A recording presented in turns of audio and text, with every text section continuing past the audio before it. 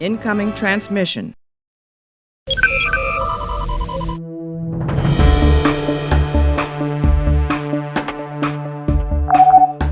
Tripulación del grupo de Star Trek Colombia, buenos días o tardes o noche, depende del lugar del mundo donde se encuentren. Hoy abrimos las frecuencias de comunicación porque tenemos otro día de podcast. Hoy vamos a seguir vamos a continuar hablando de naves grandes, naves pequeñas. Ese fue nuestro tercer podcast ya hace mucho tiempo, cuando hablamos de la Federación. Dijimos que íbamos a hablar de naves de otras potencias, entonces hoy, después de Chispa, ya hace más de un año, más de 2 años, vamos a continuar con eso. Entonces, hoy para esto nos va a acompañar el capitán Juan Pablo Solano. Juan Pablo, ¿qué tal? ¿Cómo vas? Hola, ¿cómo están, Trekkers de Latinoamérica? Sí, hoy vamos a pagar una vieja deuda, porque si los Lannister pagan sus deudas, nosotros los Trekkers también pagamos nuestras deudas. Lo prometí, era una promesa y hay que cumplirla. Entonces hoy vamos a hablar de las naves de otras potencias en Star Trek.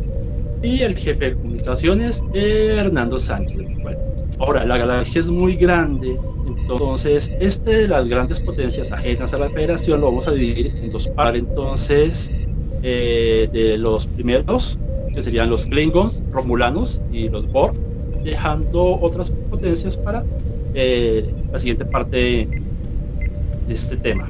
Entonces, pues comencemos con los más conocidos, los favoritos al parecer de todo el mundo. Los primeros son los Romulanos. Hablemos de los Klingons. Los Klingons yo creo que sí tienen la base de fans más grande que hay. Y de una vez empecemos con la nave insignia de los Klingon, el ave de presa Klingon. Es una de las naves más icónicas que hay en Star Trek. Verde, bonita, con ala de geometría variable para poder atacar, para volar el crucero, para aterrizar. Esa nave se estrenó en Viaje a las Estrellas 3. Es un diseño bastante longevo, es uno de los diseños más longevos que hay. Es como, no sé, es como el tanque T-72 de los rusos, que tiene 50 años en funcionamiento y todavía algunos ejércitos en el mundo lo utilizan. Lo mismo es el ave de presa Klingon.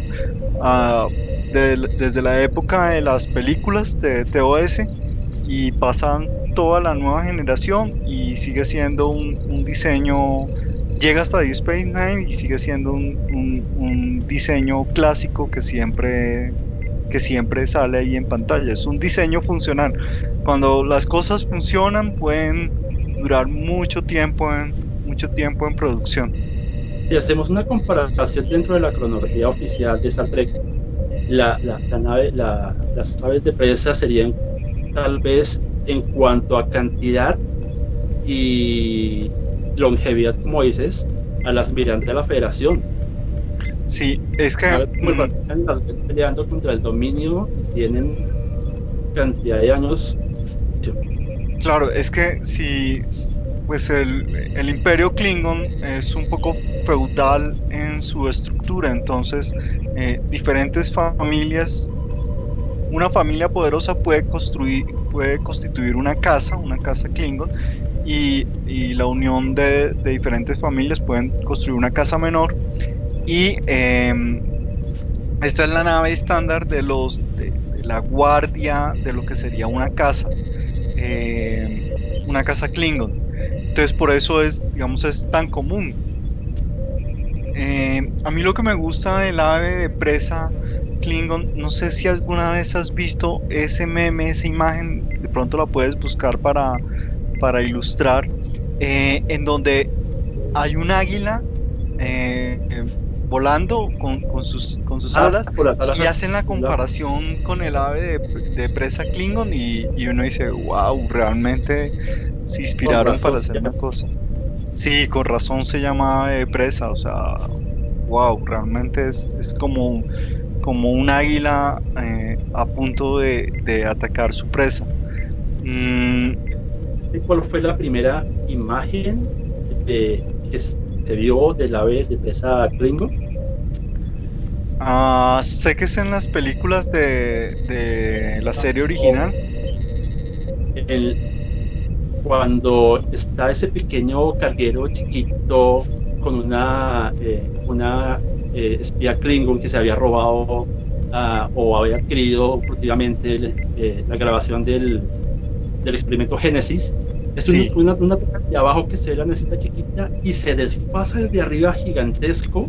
Bueno, pues es grande, pero no gigantesco. Bueno, el ave de presa y dice, wow, qué cosa tan diferente, porque estamos acostumbrados a ver en la serie original, las naves eran muy limpias, fuseladas, el Enterprise no tiene nada que, sí, eran que muy le, lisas, superficies muy lisas, muy limpias. los Klingon de 7, que también hablaremos un poquito de ellos, también son muy lisos. Era la estética de los 60.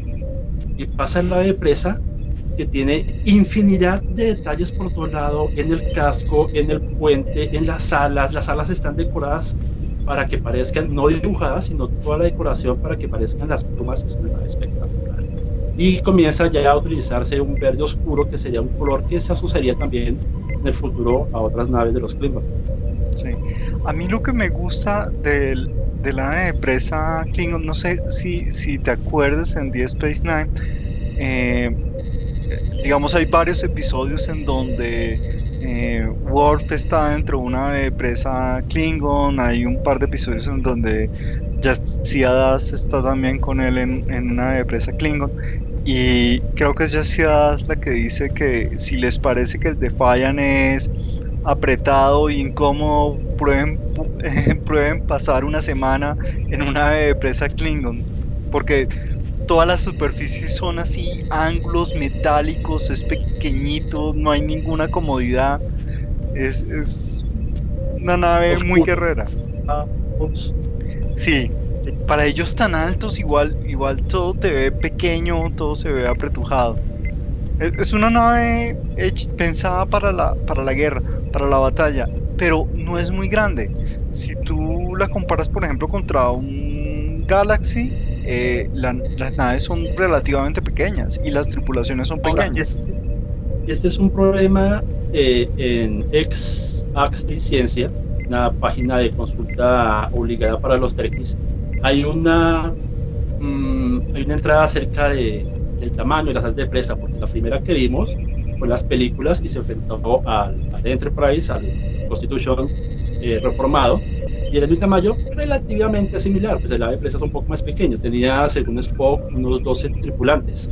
Pero en la nueva generación también vimos aves de presa frente a frente contra un Galaxy y ya era una nave mucho más grande. Obviamente, para abaratar costos es un modelo contra otro modelo, pero en la ficción sería una nave que prácticamente cuadruplicó su tamaño original, pero con el mismo diseño, fuselaje, alas, todo, pero mucho más grande. Pero en The Space Nine son más pequeñas, Sí, son hay mucho más naves pequeñas. pequeñas. El caso es que también esa nave es la primera, creo que fue la única hasta la llegada del Voyager que tenía y en pantalla capacidad de aterrizaje planetario para una nave de gran calado, no lanzaderas pequeñas. Pero eso apoya la teoría de que fuera más pequeña. Que las Sí. capacidades atmosféricas son más comunes en naves más pequeñas. La otra nave, ya que la mencionaste, digamos, insignia de los Klingon, es el crucero de batalla D7. Sí, el muy clásico de toda la vida fue con el que se presentaron los Klingons en TOS. Ese diseño, ¿a ti te parece, no sé, que es, digamos, una proa muy aguzada, una estructura cilíndrica que después se abre en los puestos de control, la parte de atrás ya más ancha? No sé, me parece que para batalla se ve mejor el ave de presa que el crucero de 7. Realmente iba a decir esto, estratégicamente tener un cuello tan largo desde la ingeniería hasta el puente es un punto demasiado delicado para entrar en batalla. Ujú. Un cuello muy, muy largo. Esa nave tiene muchas variantes. Eh, Luego veríamos una mucho más detallada en la primera película, cuando fueron las tres cruceros a enfrentarse al Beagle, que tenía mucho más detalles. Y más aún, una versión upgrade en la última, que sería el Kronos One, que era la nave del canciller. Claro, ahí, como hablábamos antes, los Klingon tienen una estructura un poco feudal, en donde cada casa sería el equivalente a un feudo en un reino medieval. Y entonces las aves de presa son las naves, digamos, para batalla, pero un crucero de batalla como el D7 o como los Borka o Borcha, son las naves que utilizaría el jefe de la casa, las naves de más alto rango, de más prestigio, más grandes, con tripulaciones más grandes, con mayor comodidad. Esa hay una tercera versión que ahora más adelante, cuando estemos con los romulanos, hablaremos de ella. Eh, Eso era el TOS y era la herencia de la serie de televisión y de las películas. Y esas también aparecieron en capítulos posteriores de las demás aves en el siglo XXIV. Pero la primera nave Klingon nueva que apareció en TNG fue, sí, la que decías, la clase Borcha, digo yo. Sí, yo también he escuchado que le dicen Borka, pero uno leyéndolo sería Borcha. A mí me gusta más la clase Borcha que los D7. Y también pues tiene más relieve, tiene más estructura y yo creo que en pantalla es más imponente. El D7 es tal vez muy liso. Sí, y lo que decías, ese cuello delgado le da, ok, de pronto un toque de elegancia, pero el Porsche tiene pues la misma estructura, alas atrás grandes, los motores hacia abajo, un cuello y el puente, pero entonces mucho más modular. Parece que toda la nave fuera una sola cuña un poco curva hacia adelante, mucho más modular, como digo, y le da más fuerza a la nave, es más agresiva, más potente. El cuello también es alargado, pero no se ve tan frágil ni tan delgado como en el D7. Se ve un cuello alargado, sí, pero un poquito más robusto. Sí, es que ese cuello delgadito además tiene el verde, igual verde y rojo, muy elegantes. Esa tuvo unas participaciones bastante interesantes en los capítulos de cuando el Enterprise fue con la sucesión del trono Klingon, cuando fue la Sí, pequeña lucha de la guerra civil. son capítulos muy buenos, todos capítulos centrados en la historia de la familia de Worf y en su conflicto con la casa de los Duras. ¿Vale? ¿A ti no te parece que el Nekbar es más o menos, es una misma variación de los cruceros Borja que habíamos visto? ¿Es más o menos la misma Sí, estructura? a lo bestia, ya a ese le dieron mucho más tamaño y mucho más poder de fuego. Yo tenía una duda y es que pues uno siempre que tiene su corazoncito de TNG, y lástima que no está Carlos para que peleáramos por eso, Sí. siempre la nave más poderosa es la que pues obviamente se vuelve la nave insignia de una flota. Ujú. En el siglo XXIV pues lo era el Enterprise D, luego pues pasaría al E cuando lo destruyeron. Al principio en TNG la nave insignia decían que era la clase Borcha, y Ujú. luego cuando comenzó el Nekbar, pues obviamente más poderosa, esa era la nave insignia. Y la nave la tenía presente más que todo en los capítulos obviamente centrados en la batalla de C9, cuando iban a tomar los Klingon la estación, o luego ya con los Dominion. Pero hay una versión, ahorita que averiguo bien, tal vez una gótica más light de esos cruceros Nekbar que aparecieron en el último capítulo de TNG, que son los que están atacando al Pasteur, y llega el Enterprise de modificado con 3 nacelas a atacarlos. Bueno, Y las reconocen muy bien. sí, yo me acuerdo principalmente de ellos en The Space Nine, como dices tú, pero sí salen en el último capítulo. Pero ¿sabes por qué? Porque la última temporada de TNG, coincide un poco con la producción de la primera temporada de The Space Nine.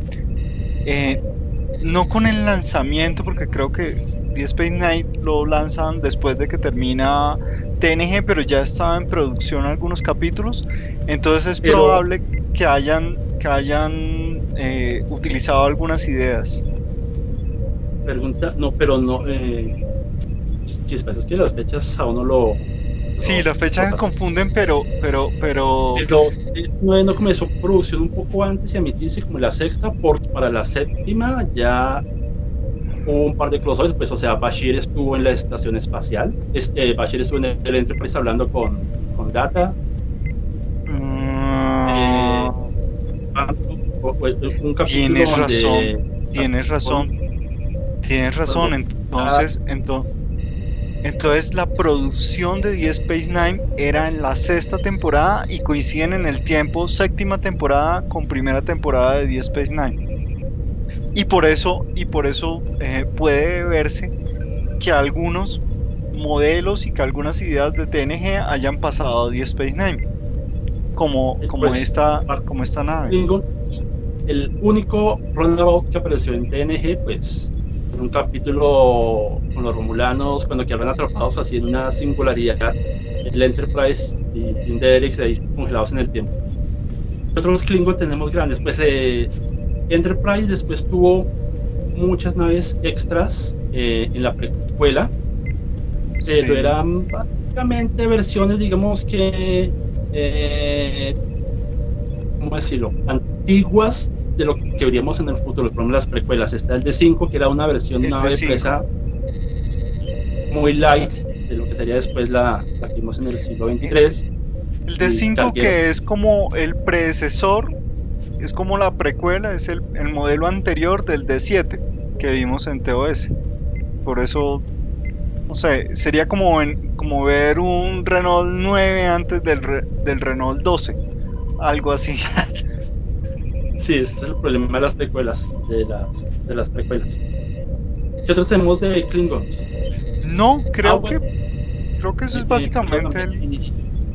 Y en el universo, en la línea Kelvin, bueno, aparece el 7, aunque igual habrán versificado un poquito en la pantalla cuando Kirk hace su examen del Kobayashi Maru. Se alcanza a ver un par de 7 por ahí, que es el mismo examen que hizo Savick en la segunda película.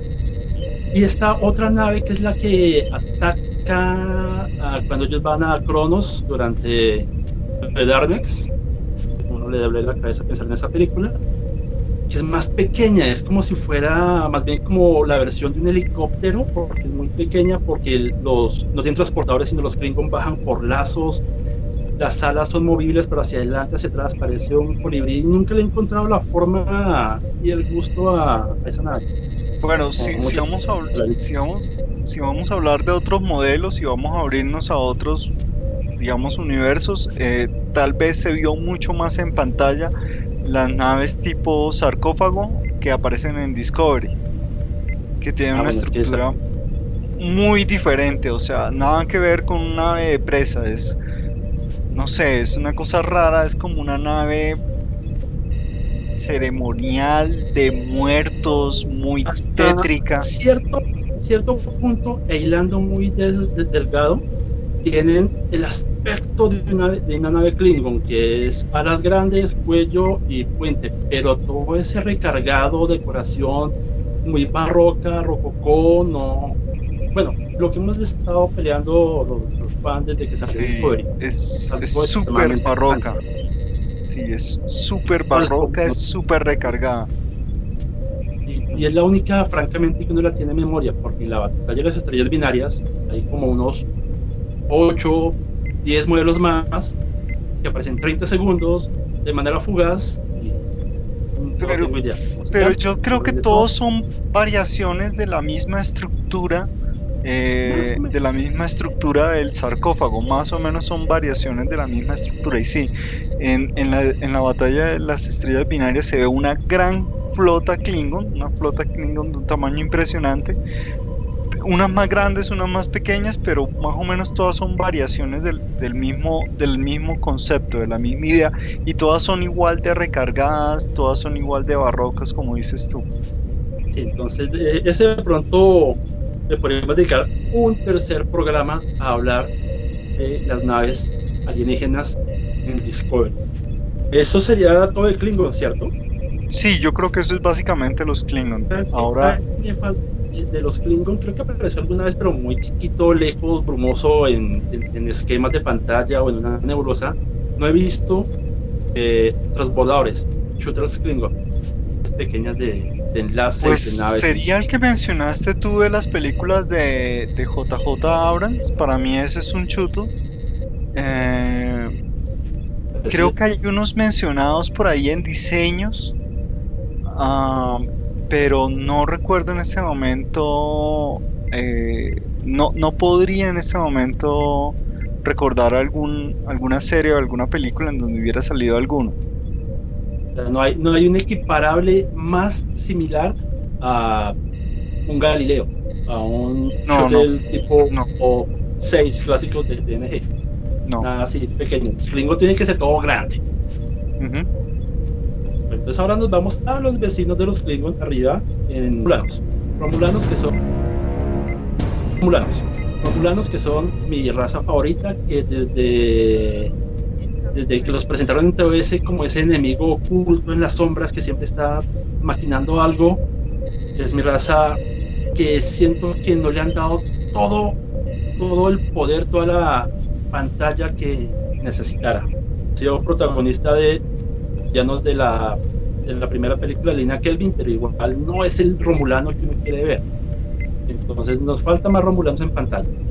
Sí, estoy de acuerdo contigo. En Picard los mostraron, pero queda ahí uno como un poquitico, como que hizo falta más sabor del Imperio Romulano.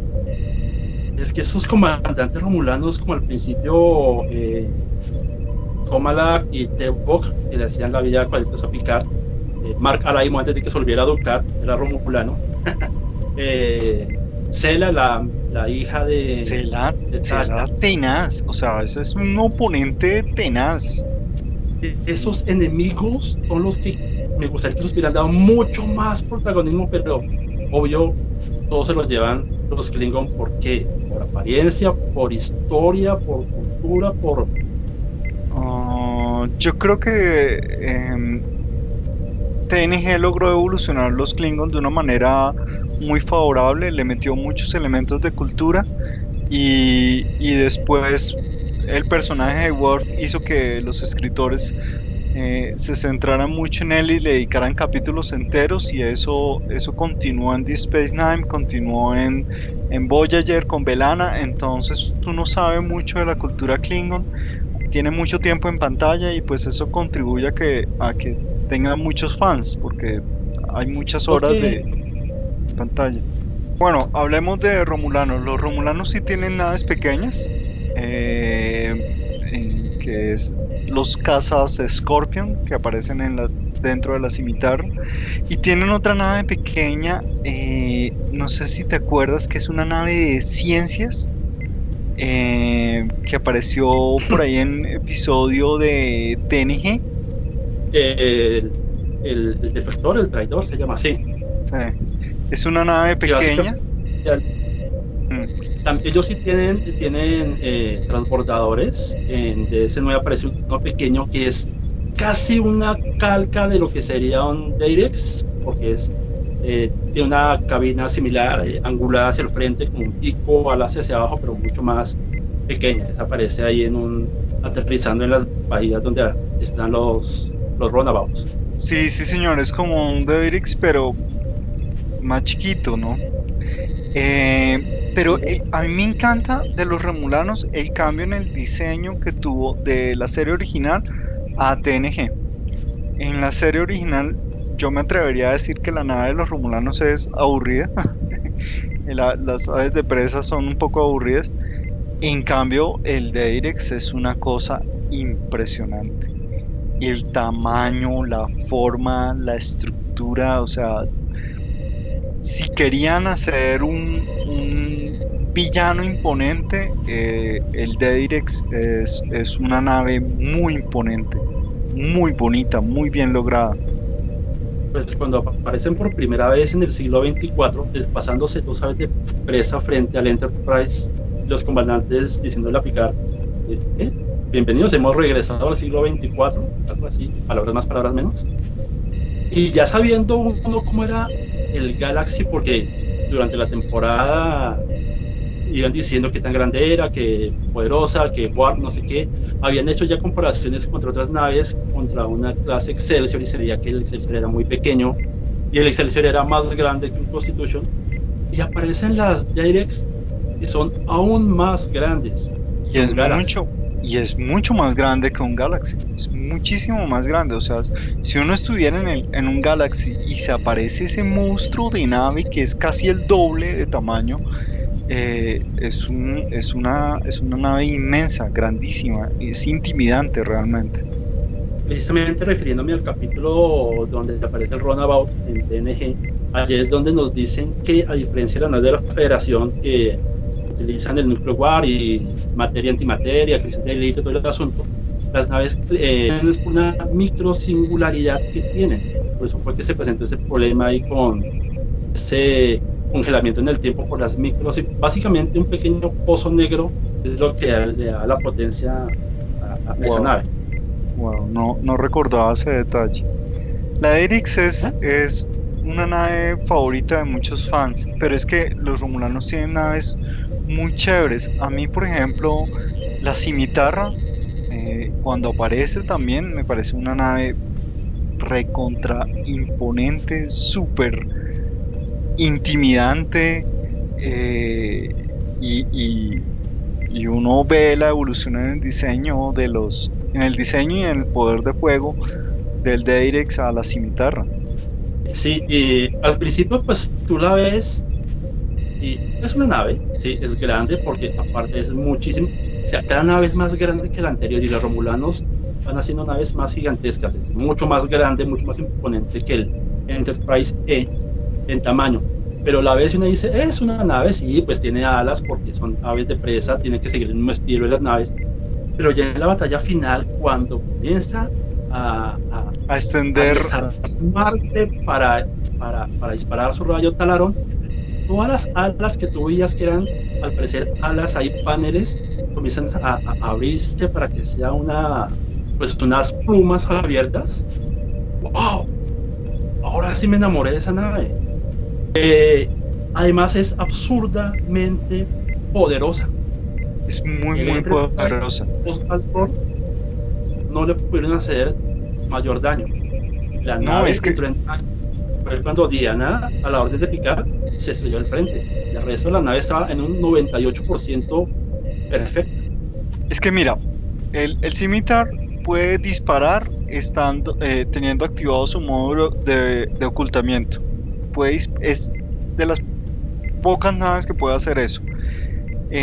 Además tiene 52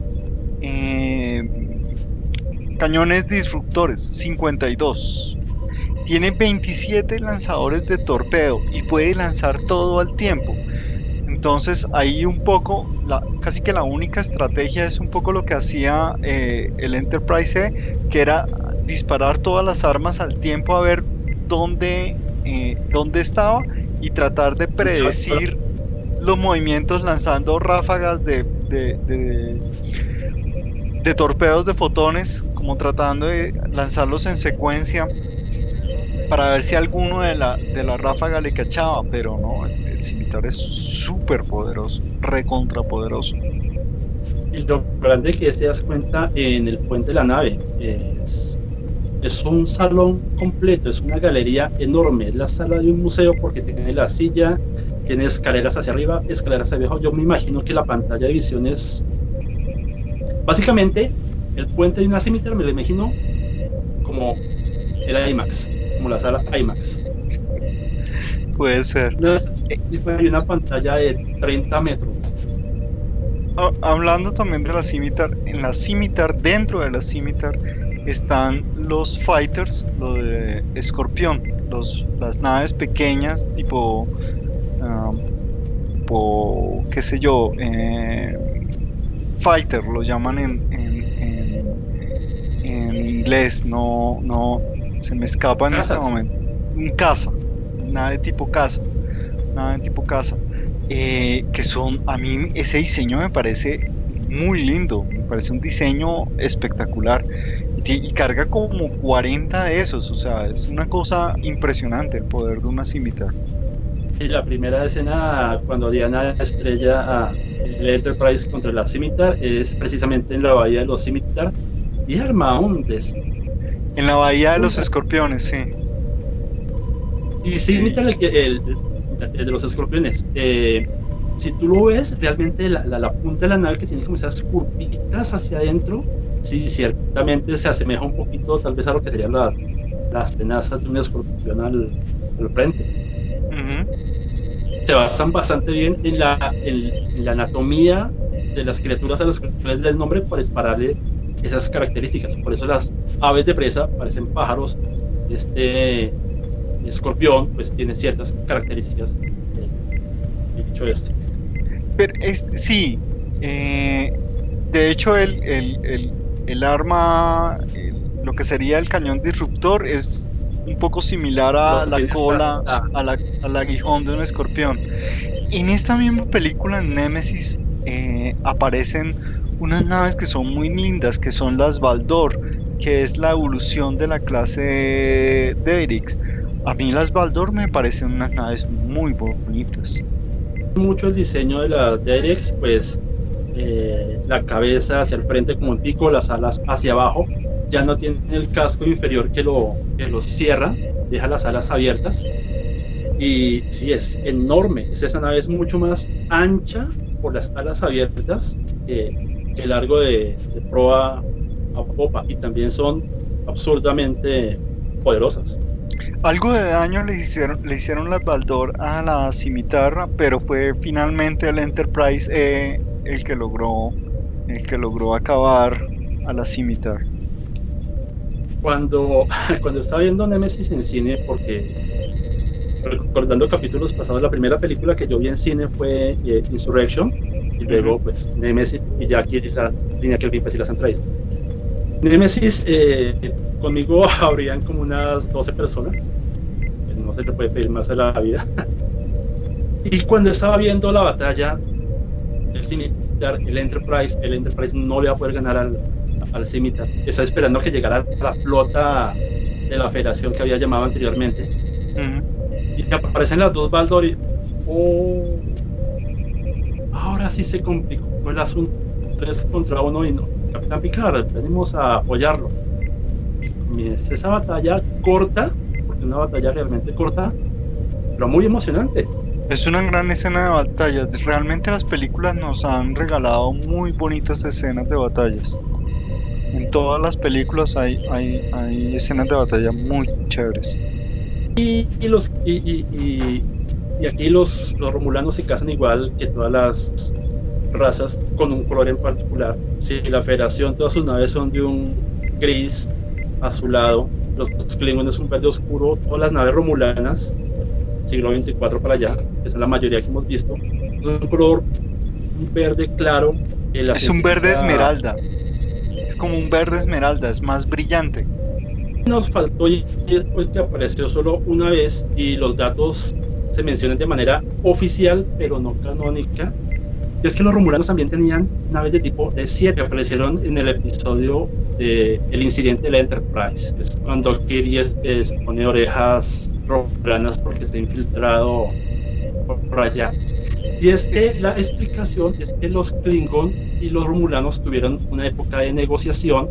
Entonces, en principio de cuentas, el dispositivo de ocultamiento era una tecnología netamente romulana. La primera vez que ellos lo utilizaron en el Día de la Paloma, cuando apareció Mark Lena, la nación de comandante romulano. Y los Klingon tenían los D7. Entonces intercambiaron tecnología, ellos les dieron naves y los Klingon obtuvieron su dispositivo de ocultamiento, los cuales son muchos más conocidos por eso. Y los cruceros D7 romulanos igual tienen abajo dibujado un ave de presa. Una vez presa. Después, en TNG es donde explican por qué los Romulanos y los Klingon pelean y los Klingons después se convierten en los grandes enemigos de los Romulanos. Pero sí, el diseño, esa alianza explica por qué ambos tienen aves de presa, porque al comienzo los Romulanos también tenían aves de presa y los Klingon también tenían aves de presa. Después se separan y son enemigos. Estas son explicaciones que gracias después nos completan la enciclopedia cronológica de Star Trek, pero dentro de la realidad era porque en la producción de la serie, pongámosle ave presa a los Klingon, pero también a los Romulanos, ¿qué caray? Eso hagámoslo así nomás, que esta nave pues toca reciclarla aquí, pues qué caray, reciclémosla, ahora es de otra raza, no importa. Entonces, menos mal pudieron hacerlo de una manera inteligente, explicar todas esas cosas que por producción, por presupuesto, en los 60 les tocaba hacer. Y al final de cuentas dieron una historia y un trasfondo bastante interesante de por qué eran amigos, luego por qué eran enemigos. Ok, hemos terminado. Faltaría una, pero es que igual lo poco que apareció, o sea, aparecieron muchas, pero muy poco y no se puede ver, que es la inmensa flota romulana en el capítulo final de Picard. Ah, sí, sí, señor, pero Tiene un cierto parecido al T-Rex, pero no las he podido mirar bien, analizar bien, o ver, no sé, explicarlas, o al menos sacar un boceto para hacer un modelo. sí, tienes toda la razón, pero tal vez deberíamos dedicarle como otro episodio en algún momento a todas esas naves que han aparecido de Discovery en adelante, o incluso del Abrams verso en adelante, haciendo algunas excepciones. Hablando de Abrams verso, sí nos falta una, que es la Narada, la nave de Nero, que también es una nave inmensa, que es la que aparece en Star Trek 2009. Viendo tamaños, de por sí que el Enterprise 2009 escalado es 4 veces más grande que el Enterprise original, y la Narada el Enterprise queda pequeño en cuanto a la Narada, es una nave de proporciones kilométricas. Es inmensa. Esa nave está llena de púas por todos lados, no le ves una forma como tal. Si han leído, muchas veces lo hemos referido y lo seguiremos refiriendo porque es un muy buen cómic, el de Countdown, hace una explicación de por qué la Narada es así, y es que era una nave, en la película dicen que es una nave minera. Y tú ves el cómic y es, digamos, una nave pues más estándar, a lo que uno podía imaginarse así de primera manera, un carguero largo con algunas protuberancias, aletas, bueno, lo que sea.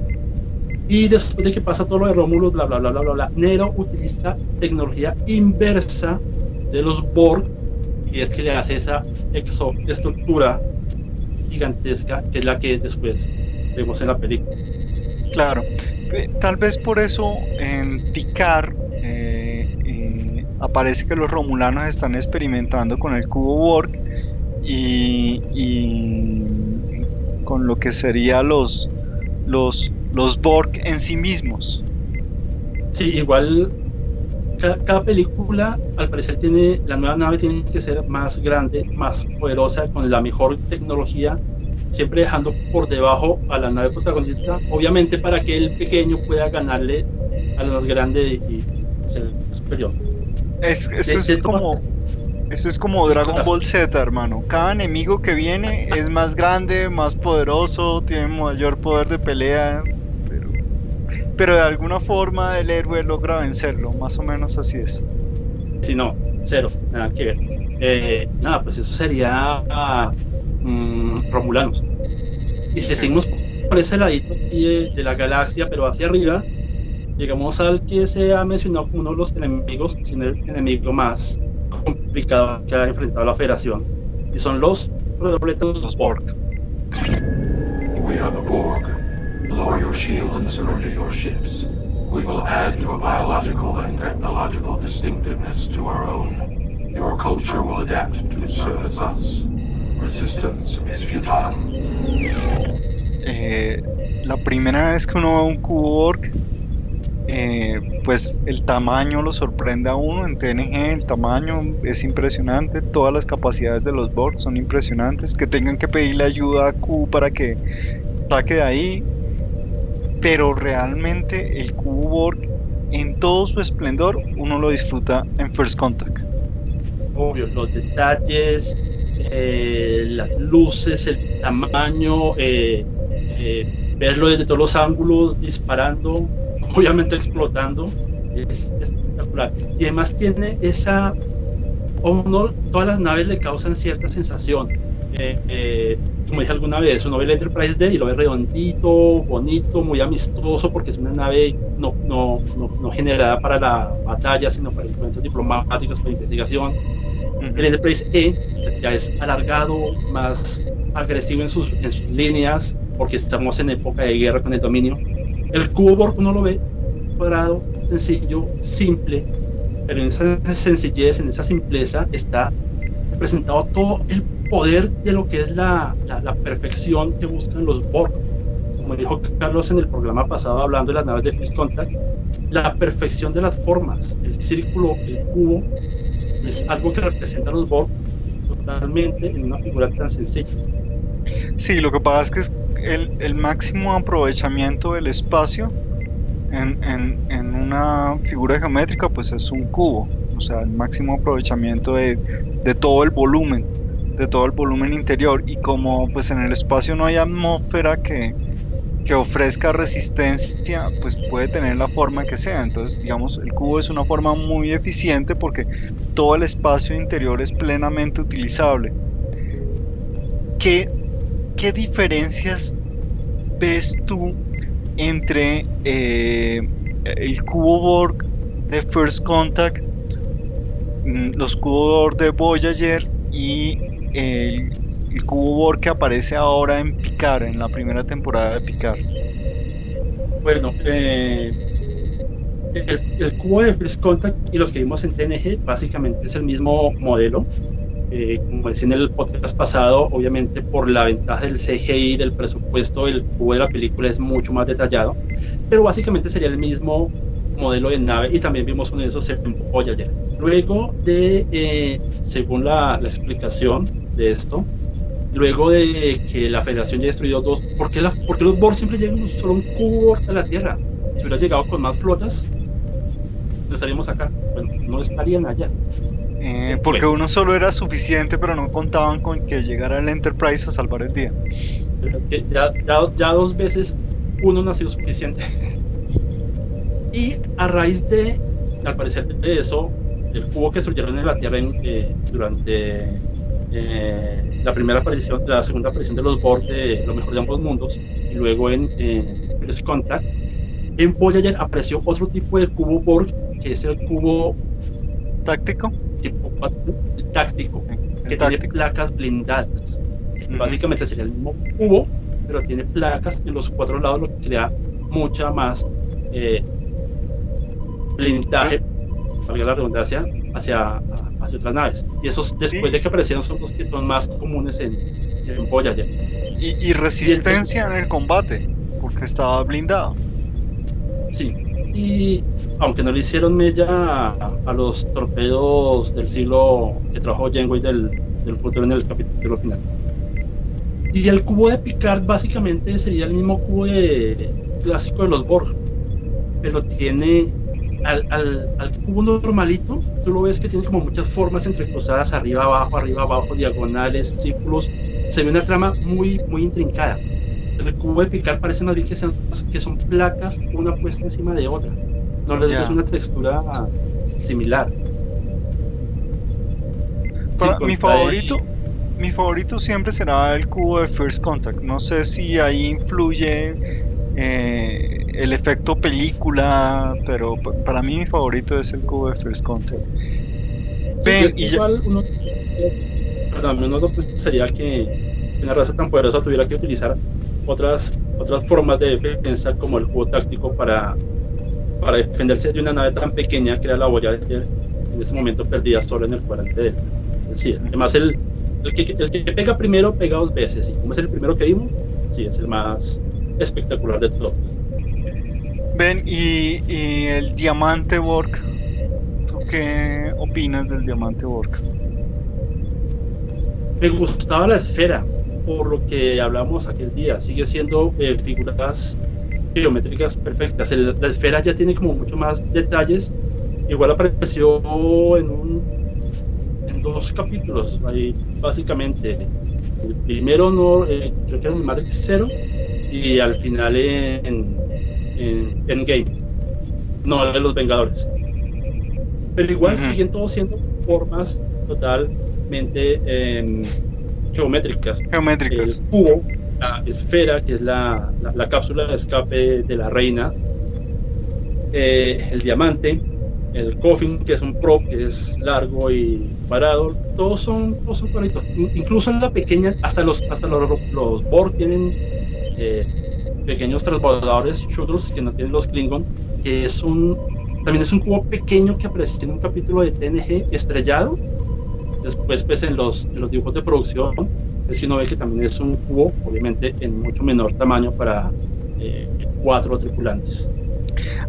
Mi problema con el diamante Borg es que pues los Borg se supone que son muy eficientes, muy pragmáticos, que no les preocupa la estética, que todo es en función de la eficiencia para lograr la perfección.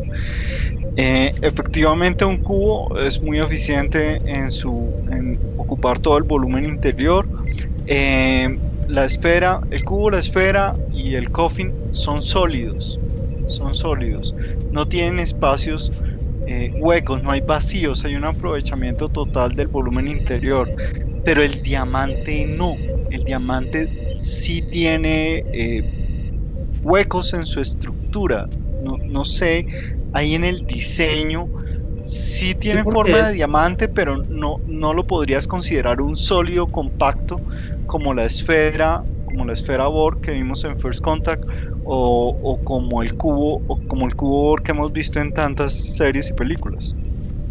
Porque básicamente es como un núcleo que es una esfera, y lo que hace la forma de diamante son paneles intrincados en sus formas con aletas por todo lado que le da su forma de diamante. Pero básicamente de los sólidos solo es la mitad, y el resto es, si lo que dices, espacio perdido, no muy obvio para la lógica de los Borg. Pero es como varias esferas, son como 3 esferitas pegadas como con aletas,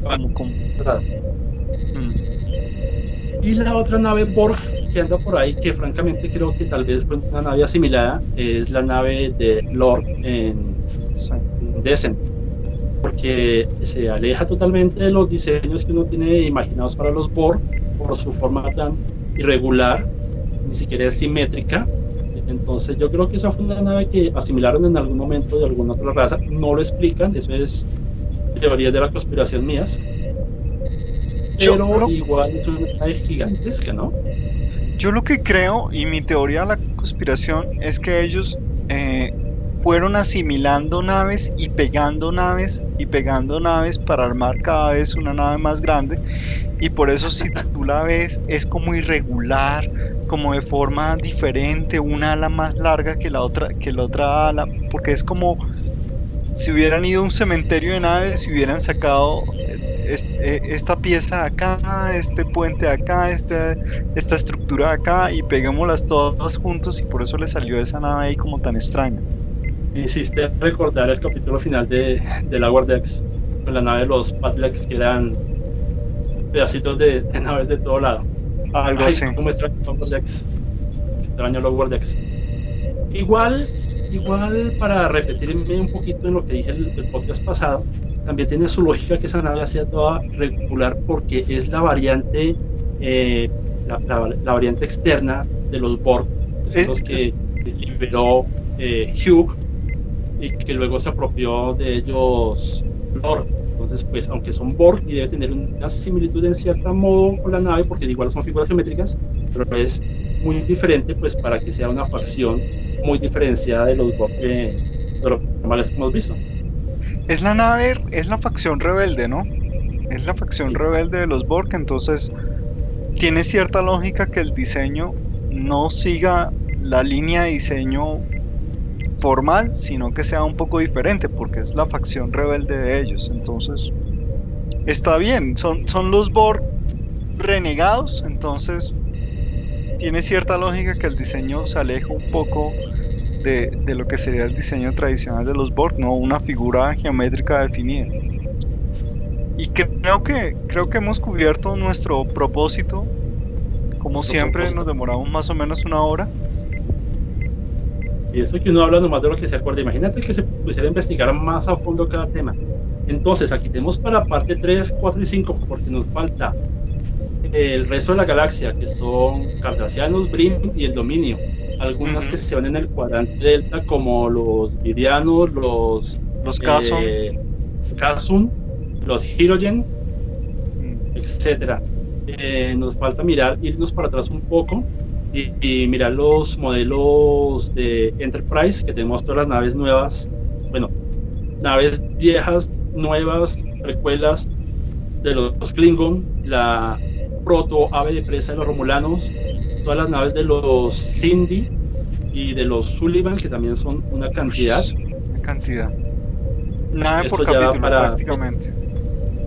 eso ya para el tercer capítulo, uno cuarto hablando de Discovery, Picard y Kelvin. Y ni siquiera nos metemos en el terreno de los videojuegos, porque ahí sí es No, hay para son muchísimas. formato tal. Entonces, nada, esta fue la primera parte. Vamos a hacer la tercera parte, la hacemos un poco más seguido para no perdernos. Igual vamos a dejar por aquí en alguna tarjetita el link del capítulo anterior de la nave de la Federación para que sigamos en orden. Y bueno, gracias por escucharnos. Como siempre, es muy divertido hablar de Star Trek, es algo que nos apasiona a todos. Y capitán, muchas gracias por utilizar un poco el tiempo del sábado de descanso para atendernos en estas lides. No, un gusto, un gusto. Y vos que hablas de memoria, tu memoria es prodigiosa, Hernando. Te acuerdas de unos detalles que uno queda, wow, no me había dado cuenta. Tu memoria es prodigiosa. Sí, lo que pasa es que un recuerdo nuevo me va borrando uno anterior. Ahora a mis ahijadas me va a costar bastante ayudarlas cuando comiencen a ver ecuaciones y problemas. Va a ser complicado. No me acuerdo de integrales, pero sí de la capacidad de juego de un clase Saber. Es que todo tiene prioridad en la vida, hermano. Bueno, entonces despedimos hasta el próximo programa con la frase de siempre: larga vida y Larga prosperidad. vida y prosperidad.